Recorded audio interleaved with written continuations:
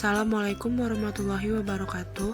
Saya Diva Delpinia dari Fakultas Ekonomi Bisnis Prodi Akuntansi Universitas Said Jakarta. Kali ini saya akan menjelaskan tentang siklus akuntansi.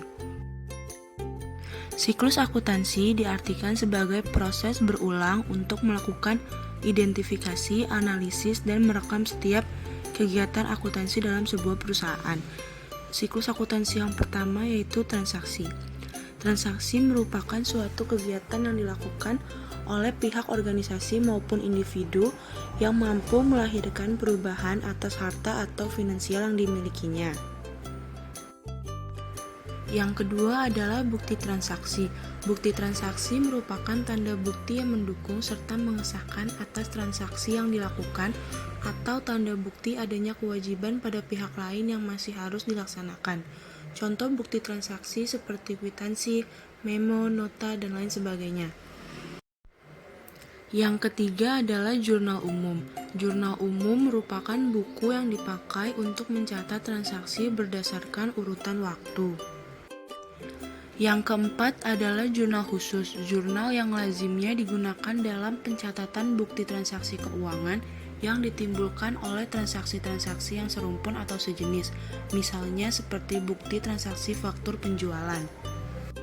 Yang kelima adalah buku besar, buku yang berisi perkiraan mengenai ikhtisar dari pengaruh transaksi keuangan akibat perubahan aktiva, kewajiban maupun modal dalam perusahaan.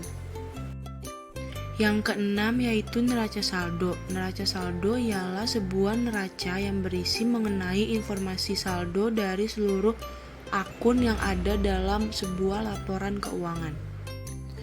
Yang ketujuh yaitu jurnal penyesuaian. Jurnal yang dibuat pada proses pencatatan perubahan saldo di dalam akun yang pada akhirnya akan mencerminkan saldo pada jumlah yang sesungguhnya.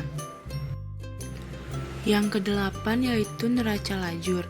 Neraca lajur ialah suatu lembaran kertas berlajur atau berkolom yang digunakan dalam kegiatan akuntansi secara manual. Adapun kegunaan dari neraca lajur adalah untuk mempermudah penyusunan laporan keuangan. Selanjutnya adalah laporan keuangan. Laporan keuangan merupakan catatan informasi keuangan suatu perusahaan pada suatu periode akuntansi yang dapat digunakan untuk menggambarkan kinerja perusahaan tersebut. Jenis-jenis laporan keuangan yang pertama neraca, yang kedua laporan laba rugi, ketiga laporan perubahan modal, dan yang terakhir laporan arus kas. Jenis-jenis laporan keuangan. Yang pertama neraca. Neraca merupakan jenis laporan keuangan yang berupa daftar sistematis yang terdiri dari aktiva, utang, dan modal pada tanggal tertentu yang biasa dibuat pada akhir tahun. Yang kedua adalah laporan laba rugi.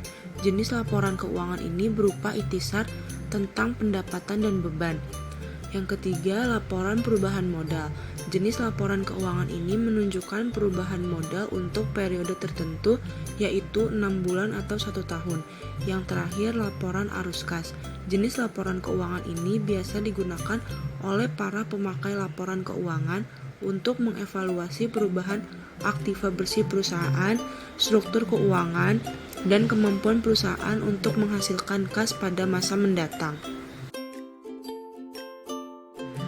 Yang terakhir adalah jurnal penutup.